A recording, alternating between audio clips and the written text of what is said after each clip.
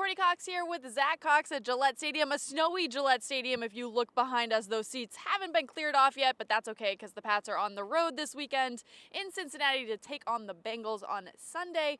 But we did have practice today. Zach was out there, and there was a new guy that looked like a kicker to us, number 5, Josh Gable. So what can you tell us about this new kicker? Yeah, this is kind of an interesting story. He's on the practice squad, so he's not on the 53-man roster, won't be in the game this weekend. Probably won't get into a game this season, we'll see. But this is a guy, he's never been in the NFL before, didn't play college football, played professional soccer in Europe, spent time with 3 different indoor football league teams, played in York Hall football, played in the spring league. So he's been all over the place, but his claim to fame is these YouTube trick shot videos that he's been making. Yeah, he is a legitimate YouTube sensation. And some of those videos show him kicking 80-yard field goals, show him kicking field goals with the back of his foot, all sorts of crazy stuff. And the Patriots, they have Nick Folk on their 53-man roster right now. He's back after his appendectomy a couple weeks back. So they're set at that position right now. But with all the turnover and all the turmoil they've had there this year, why not bring in a guy and see what he can do on the practice field? And while this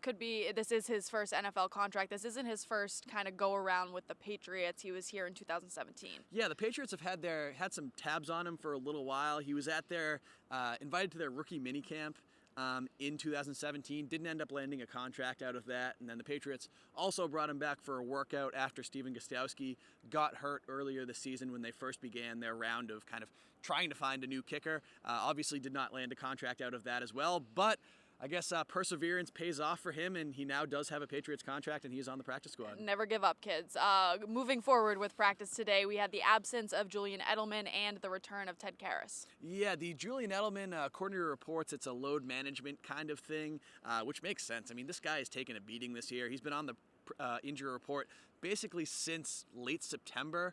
There's only been 3 practices since the start of week 4 that he has not been limited in. This was the first one he's actually missed, but given the punishment that he's taken over these last couple months and given how important he is to this Patriots offense, I mean, he's on pace for career numbers basically across the board despite all these injuries. He has 90 receptions this season. That's 62 more than the next highest Patriots wide receiver on that list, more than 600 receiving yards, more than that next Patriots receiver on this list. So losing Julian Edelman would be absolutely catastrophic for this Patriots offense. Smart of them to give him a rest right now this week. And as you mentioned, Ted Karras back on the practice field as well.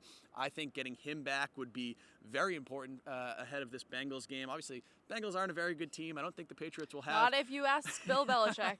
I don't think they'll have much trouble beating the Bengals regardless, but James Ferentz really had some issues against some of the Chiefs' interior rushers out here on Sunday, and the Bengals do have one of the better interior disruptors in Geno Atkins, who's been at it for what seems like 25 years now. Having Ted Karras back in the middle there would really help that offensive line. All right, well, if you missed our Bill Belichick roundup from today's press conference, he talked 3 minutes, 14 seconds about how good the Cincinnati Bengals are. Well, we will have to wait to see how this one plays out. Zach, you'll be there in Cincinnati? I will. So follow along with him on Twitter at Zach Cox Nesson or myself at Cox Courtney. Game time is 1 p.m. on Sunday in Cincinnati.